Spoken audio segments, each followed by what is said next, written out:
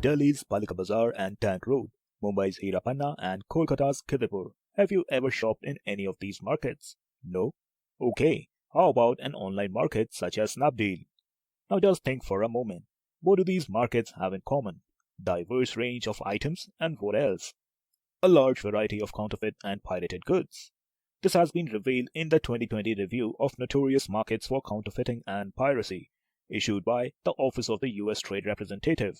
The report has identified 39 online markets and 34 physical markets worldwide that it considers having played a big role in facilitating substantial trademark counterfeiting and copyright piracy. Interestingly enough, this is the first time that internet platforms are blamed for such activities. But given the rise in e-commerce companies due to COVID-19 as well as inadequate policies, regulations and implementation of the law, this trend is likely to increase. We know that one argument is that market players in many developing countries like India have to face the wrath of multi-billion-dollar companies just because of lobbying in the US. The US has a reputation of neither encouraging and nor even tolerating international competition, and every time a potential threat for US-based companies enters the market, it has to either face sanctions or a large amount of taxes. So one question naturally arises. Is this a tactic used by the US to kill the competition, impose sanctions, and further increase the tariffs? And in India, Snapdeal isn't the only platform, so why Flipkart and Amazon are not listed in the list? Are their policies significantly better, or the US did not list them just because the investors in Flipkart and Amazon are US companies, while Snapdeal has investment from China? Well, one can always weave conspiracy theories, but what we are certain about is that counterfeit goods and piracy have adverse impacts not just on the international and domestic economy, but also on organized crime, human trafficking, money laundering, and child labor.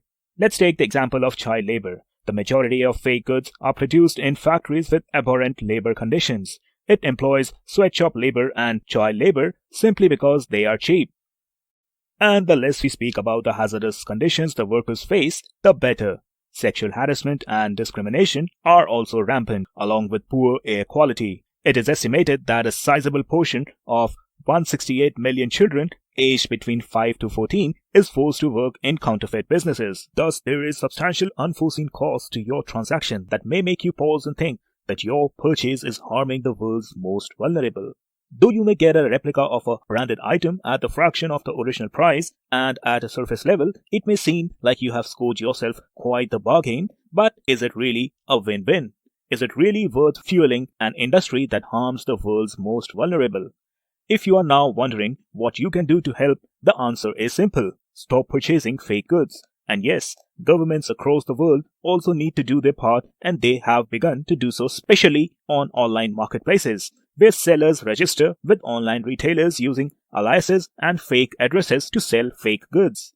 Thus, there is a need to make stringent policies and implement them thoroughly. Also, as you would know, that 92% of counterfeit goods by value which are seized by American law enforcement agencies originate unsurprisingly in China and Hong Kong. This has huge strategic implications too in the context of national security. The highest warfare is not to fight at all, but to subvert anything of value in the country of your enemy until such time that the local markets are destroyed and people have no incentive to innovate. Indian small-scale businesses need marketing credit support with structural reforms so they don't rely on counterfeiting names. The government in India has done significant work to transform India into a global design and manufacturing hub with its Make in India initiative. So if you are a business, please do background checks of business partners for that purpose.